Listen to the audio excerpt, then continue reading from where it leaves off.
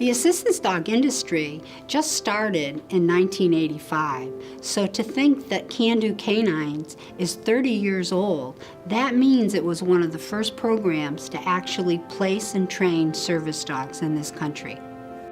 To think that since that first time that Al called and came out and talked to me about this program is very gratifying. It has become what it has today.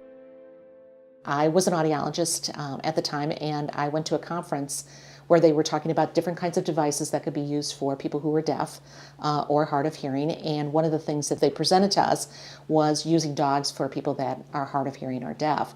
And Al was in the process of, trying to decide what he was going to do, and so I kind of brought this concept to him.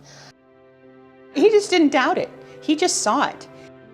An unmet need in the community for a program that could provide these dogs, to assist the hearing impaired, but also in the process save really great dogs from the system.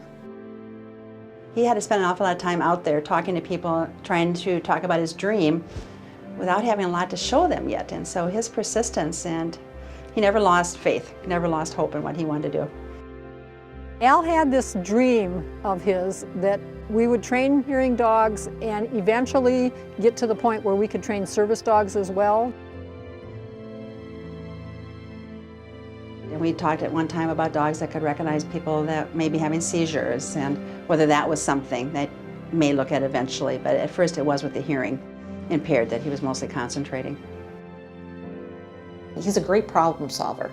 So, you come to him and say, I have this child who I'm afraid they're going to run out into the street, or I have some problems with maintaining my diabetes levels.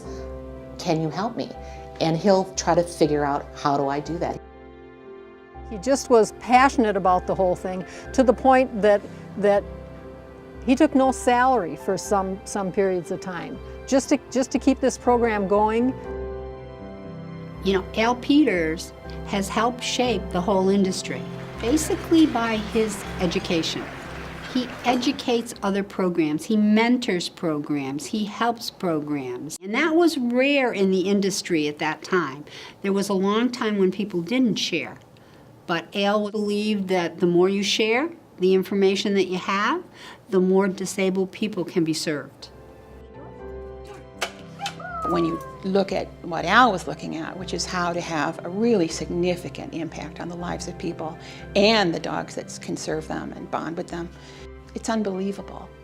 It's so exciting.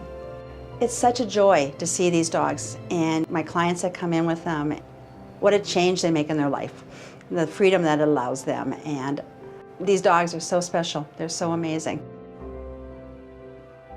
The value of an anniversary is certainly the ability to look back and to understand where you've come from, what the mission was, and to evaluate, have you been true to that mission? Have you honored that mission? And then it's an opportunity then to look forward too, and to say, okay, if we've achieved this in 25 years, which is incredible, what is the future calling us to do beyond what we're doing right now? I think for anybody who's considering or is involved in Can Do Canines, they should be really proud of the work that they've done, that the staff has done, that Al has done, and hopefully they'll continue to do that and bring other people in. As I look to the future, the next 30 years, say, I know Can Do Canines will be there. Happy anniversary, Can Do Canines.